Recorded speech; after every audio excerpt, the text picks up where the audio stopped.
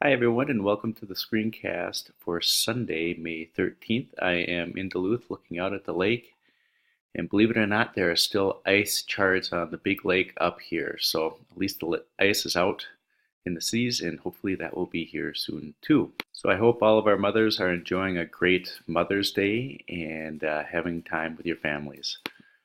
Schedule for the week. Nothing happening on Monday. We start our testing again on Tuesday, this time for map reading. Most of that's taking place in the morning. We have, looking on here, we do not have a staff meeting on Wednesday as of now. I'm planning on it that we will not.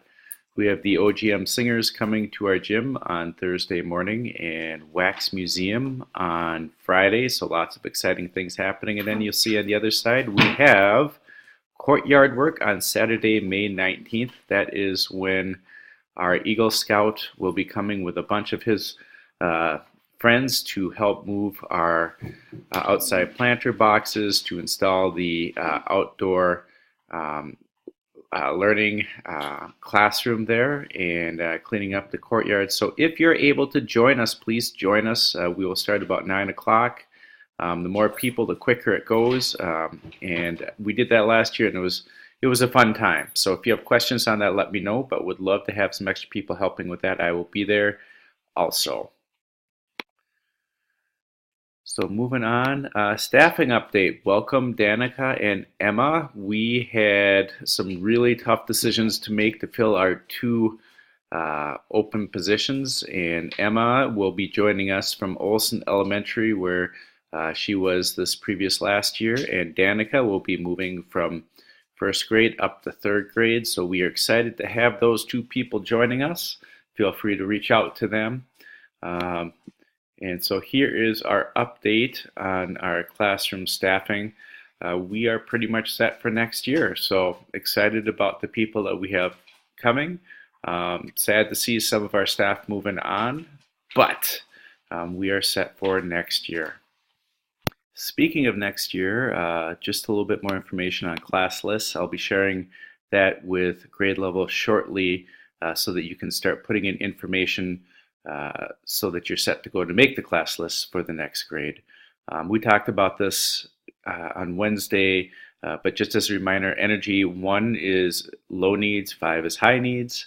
You can start entering energy and separate from as soon as I share that document with you.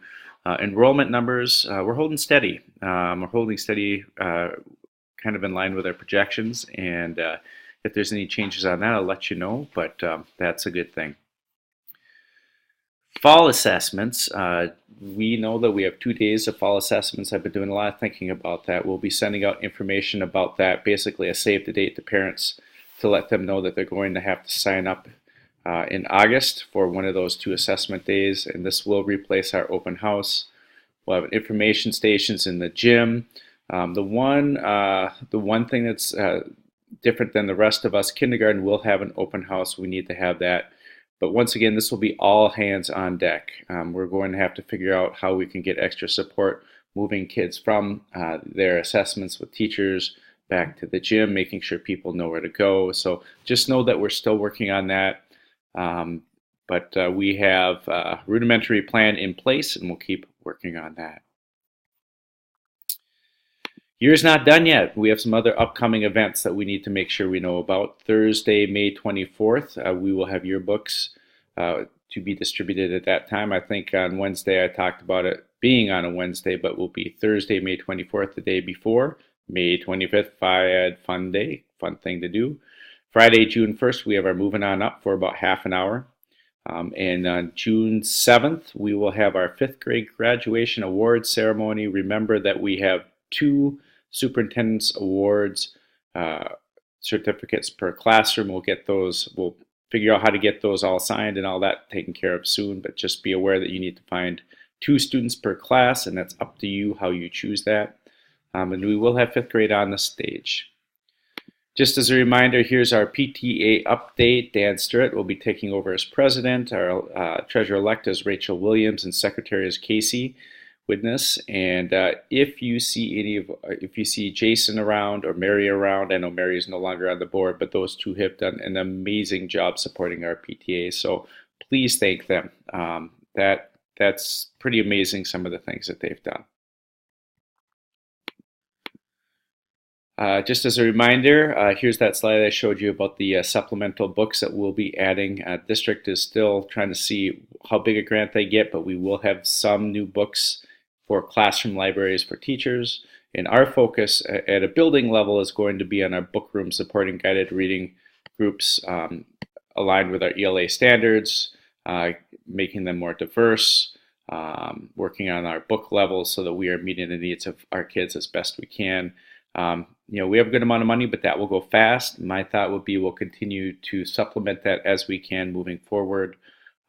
That's just something I think that's really important for all of us. So thank you for those of you that are part of that team. And I know that Becky has a time when the rep will come and look at our book room and figure out what we have that's in there that's really good. I know we have a lot of great resources, what we can get rid of, and start thinking about what we're going to add into.